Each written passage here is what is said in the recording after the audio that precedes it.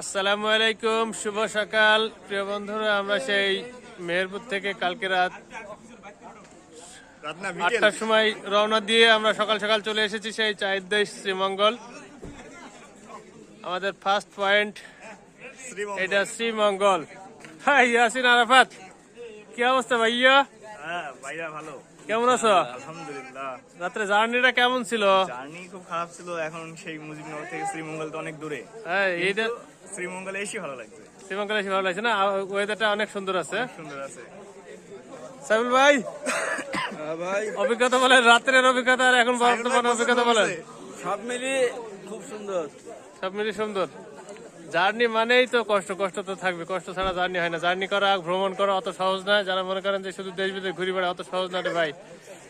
বালিশ মাথায় তো, বালিশ তো দূরের কথা, একটা ব্যাগ মাথায় দিয়েও রাত্রি কাটাতে হয়। এটাই হচ্ছে ভ্রমণ, ভ্রমণের মজা আছে, খরচাও আছে। যাই হোক, সবাই ভালো থাকবেন। আসসালামু আলাইকুম।